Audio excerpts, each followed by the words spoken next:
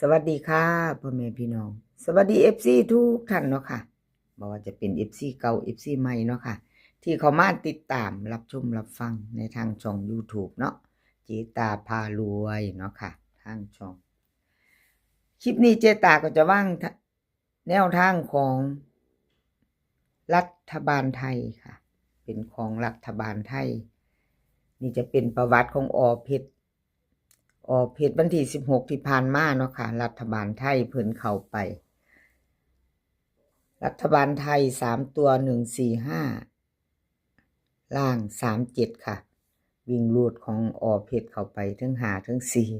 4 4-5ค่ะแบบบ่ต้องได้กลับเนาะ2ตัวบน4-5รัฐบาลไทยของเพชรเนาะค่ะแต่ว่าบ่แม่นตัวนินตัวเจาะเนาะรัฐบาลไทยค่ะมาไปต่อไหมไปต่อวันที่1เนาะค่ะ1 ตุลารัฐบาลไทยกับเพชรแคปหน้าจอไว้เด้อค่ะใครจะตามเพชรพิจารณาไว้หยิบจับลอตเตอรี่เนาะมีเวลาหลายมือค่ะเจตาลงให้ไปก่อนมีเวลาหลายมือของเพชรรัฐบาลไทยวิ่งลูดบนล่างค่ะเพิ่นให้มา1กับ6 2ตัว4หางค่ะ1 5 1 4 6 2 6 3 3ตัว162 641 651ค่ะรัฐบาลไทยเพชรวิ่งบนล่างเด่นทอกันค่ะ1กับ6 2ตัวค่ะ2หาง1 5 6 2 3ตัวค่ะ651แคปหน้าจอเด้อค่ะใครจะไปต่อกับเพชรรัฐบาลไทยเนาะเลขทุกตัวเอามาวางเพื่อเป็นแนวทางโปรดใช้วิจารณญาณในการรับชมเป็นอย่างสูงค่ะรับชมรับฟังเป็นเพียงแนวทางเนาะค่ะพี่น้องกับขอบคุณขอบคุณเพชรหลายๆเด้อค่ะที่ให้แนวทางมาวางทางช่องเนาะค่ะเลขล็อกอุดรค่ะวันที่16ที่ผ่านมาค่ะรัฐบาลไทยล็อกอุดรเข้าไปแต่วิ่งรูดเนาะค่ะรูดไป2ตัวไม่มาเนาะ2ตัวไม่เดินวันที่16รัฐบาลไทยของล็อกอุดรมาไปต่อไปใหม่กราบขอบคุณเลขล็อกอุดรค่ะที่ให้แนวทางมาว่างทางช่องของเจตาเนาะเพิ่นให้มาว่างตลอดรัฐบาลไทยค่ะกราบขอบคุณหลายๆวิ่งรูดค่ะเลขล็อกอุดรบนล่างเพิ่นให้มา2กับ9 2ตัว4หางค่ะ2 5 2 6 9 7 9 8 3ตัว3หาง2 9 7 9 2 6 9 2 6 2 5 2ค่ะวิ่งรูดบนล่างเด้อค่ะรัฐบาลไทย2เด่น2ค่ะเพิ่นเด่น2เด่น2รอง9 2ตัวค่ะเพิ่นเน้น2หาง2 5 2 6 3ตัว9 2 6ค่ะแคปหน้าจอค่ะใครจะไปต่อรัฐบาลไทยกับเลขล็อกอุดรเนาะค่ะแคปหน้าจอไว้หลายๆมือเห็นถ้าชอบเนาะค่ะถ้าชอบก็จัดคัดกระพานเอาไปหยิบจับลอตเตอรี่ไว้ได้เนาะถ้าชอบของแนวทางรัฐบาลไทยแล้วก็เป็นของเลขล็อกอุดรเนาะค่ะเลขล็อกอุดรมาไปต่อค่ะเจตาก็ขยันเขาแต่วิ่งรูดเนาะพี่น้องวิ่งรูดรัฐบาลไทยเขาไป1กับ4เนาะค่ะ2ตัวมา1ตัวรัฐบาลไทยก็รูดไปบ่เข้าเป็นจังไดเจตาเอ้ยวัติ FC แนวทางคือบ่เดินบ่เข้าน้อบัดนี้กราบขอโทษขออภัยหลายๆเด้อค่ะคือว่าซอกหาอยู่แนวทางบัดนี้ คือว่าซอกหาพัฒนาสูตรอยู่ซอกอยู่ค่ะพี่น้องซอก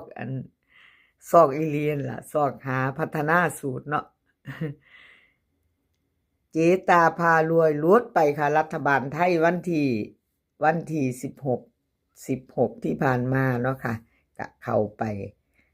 ของเจตาวิ่งลูดค่ะ1กับ4เนาะมาตามกันใหม่ไปต่อกับงามๆขอโทษขออภัยเนาะค่ะFC ที่เพิ่นเข้ามาติดตามรับชมรับฟังเนาะค่ะ FC ใหม่ถ้าผ่านเขาไม่เห็นเนาะค่ะยังบ่ทันกดติดตามเจตาถ้าชอบคลิปนี้เนาะถ้าชอบแนวทางถ้าชอบเจตาพารวยค่ะถ้าผ่านเขาไม่เห็นถ้าชอบก็กดติดตามค่ะแล้วก็อย่าลืมกดกระดิ่งแจ้งเตือนเด้อค่ะพี่น้องกดกระดิ่งแจ้งเตือนกดไว้จะได้บ่พลาดคลิปใหม่ๆเนาะเจตาพารวยเขาวิ่งลูดรัฐบาลไทยบนล่าง5กับ4ค่ะ2ตัว4หาง59 58 54 51 42 41 54 51พะนะพี่น้องเหรออ่านหามา58 42 41ค่ะขออภัยหลายๆ3ตัวค่ะ3ตัว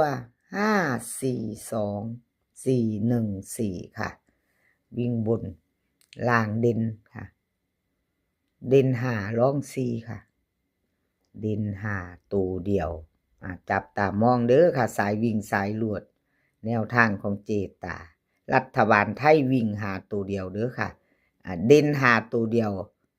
ลูดวิ่งลูด5กับ4แต่เจตาวงกลมให้5ตัวเดียวค่ะ2ตัวค่ะ58กับ42ค่ะวงกลมให้เน้นชอบประจัดเนาะค่ะ3ตัวค่ะ3ตัว542เป็นจังใดพี่น้องเอาแคปหน้าจอเด้อค่ะคันจะต่อวันที่1ไปต่อกับเจตาวันที่1เดือนตุลาเนาะค่ะรัฐบาลไทยพัฒนาสูตรใหม่วติเจตากับขอบบุญขอบคุณหลายๆเด้อค่ะ FC ที่เขามาคอมเมนต์เขามากดหัวใจให้กดไลค์กดแชร์เนาะค่ะกราบขอบพระคุณเป็นอย่างสูงเนาะมาไปต่อค่ะ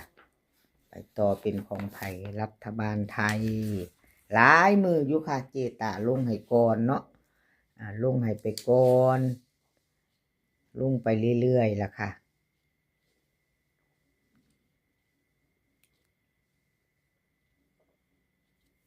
เลขล็อกหนองบัวค่ะประวัติของล็อกหนองบัววันที่16ที่ผ่านมากราบขอโทษขออภัย FC แทนล็อกหนองบัวเนาะค่ะแนวทางเพิ่นบ่เดินบ่เข้า2ตัวไม่มาเนาะมาตัวเดียวค่ะแต่4บนรัฐบาลไทยของล็อกหนองบัวเนาะเอามาตามใหม่มาพิจารณาใหม่ไปต่อค่ะวันที่1ตุลากับล็อกหนองบัวค่ะถ้าชอบก็จัดเนาะแคปหน้าจอไว้เบิ่งซ่อมๆค่ะแนมๆเบิ่งลอตเตอรี่เนาะ